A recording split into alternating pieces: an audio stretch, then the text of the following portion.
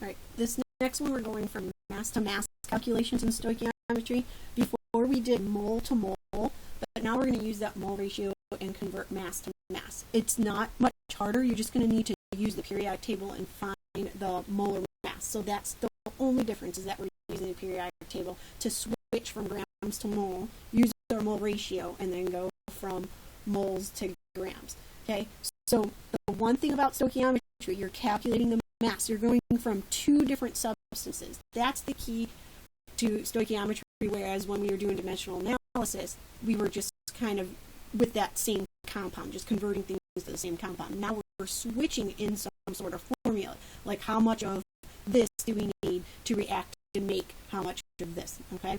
So the molar mass is always equal to 1 mole. So don't forget, when you go to the periodic table, whatever those grams are that you add up are always equal to the moles. So this is, you get the molar mass from your periodic table. Just add those up like we always have. Okay, and the only time your number of moles is not equal to 1 is when we're using our mole ratio. So this mole ratio right here are those coefficients. That is the key to switching from one compound to another. If you look right here, you have mass of A, and then we get mass of B. Without this mole ratio, we can't switch from compound A to compound B. Super important, that mole ratio. The moles are the coefficients right here. Those are our coefficients right there. So that tells you how many moles of each. And remember, when there's nothing in front of it, it's equal to 1. That coefficient is assumed to be 1, just like in math. Like when it's just x, it's assumed to be 1x. Alright, so let's start. So what mass of potassium would react with excess chlorine to produce 156 grams of potassium chloride? Don't worry about all the extra words. What are they asking? So basically, they want to know how much potassium is needed if we want 156 grams of potassium chloride. They use this a lot in medicine or making any types of foods. So they need to know how, if we want a certain amount of something, how much do we need to start with? So this is a big deal in chemistry. Stoichiometry is used in everyday life. Okay. All right. So we are given 156 grams of potassium. So our first step is that we need to convert those grams into moles. We have to go to moles because we need to use our mole ratio. So we're going to go to the periodic table, and we're going to look, 156 grams of potassium chloride. So we need to add those numbers together and figure out what is going to be potassium chloride's molar mass. So that's going to be 74.55 grams per mole. So that is the molar mass for potassium chloride. What do? We need to get rid of grams. So grams is going to go on the bottom so that we can get rid of them. It's important you label so you understand what you're doing.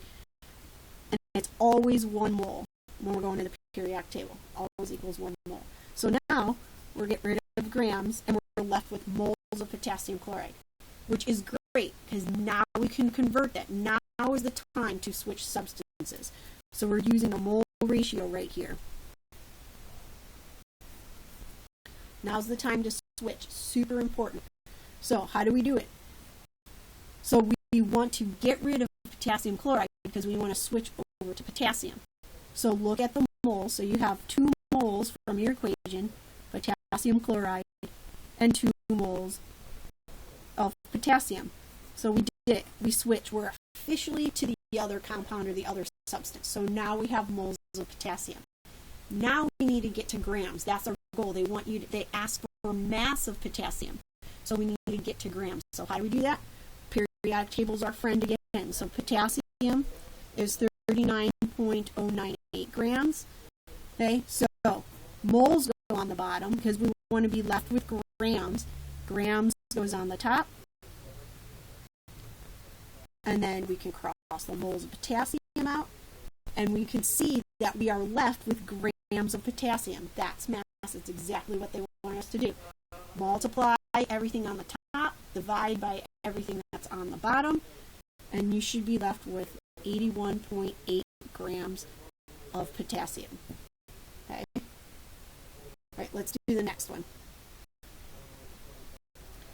What mass of silver chloride will react with 15 grams of aluminum?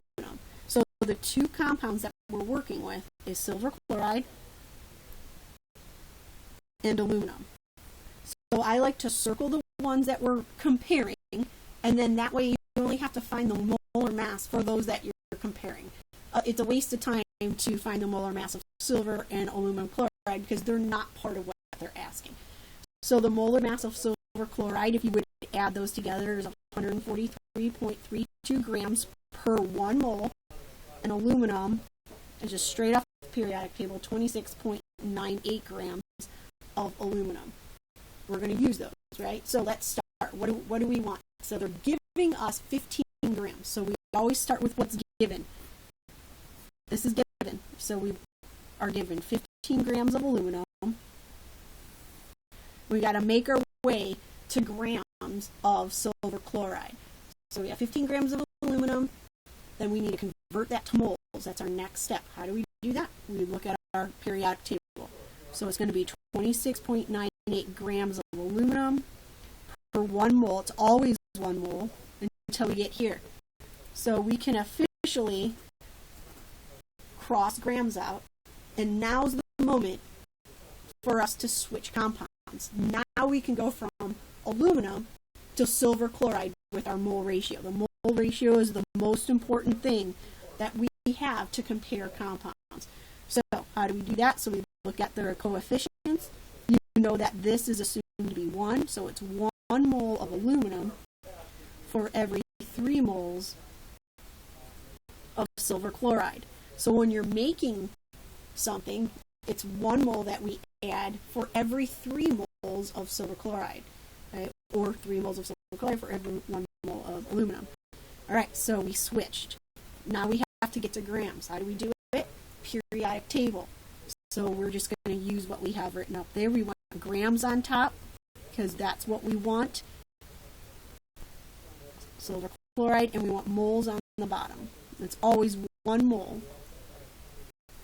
So we get rid of moles, and we're left with grams of silver chloride.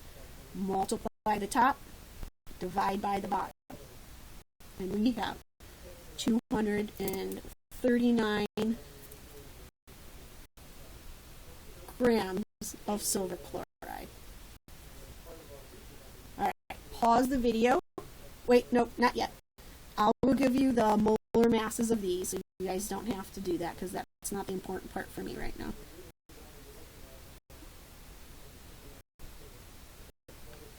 So, the molar mass for lithium chlorate is that, and the molar mass for oxygen is that. Those are the two substances that we're working with. They gave us 37.2 here, and we want to know how much oxygen, how much mass of oxygen is going to be made. So pause the video and try this one on your own. And I'm not going to dance like that lady.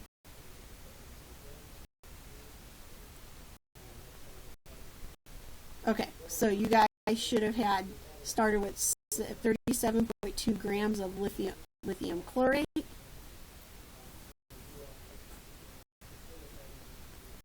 One mole of lithium chlorate over 90.391 grams of lithium chlorate.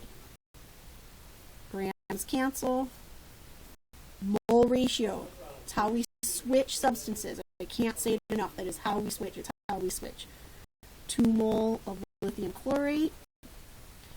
3 moles of oxygen. And then we want to get to grams. Periodic table is our friend.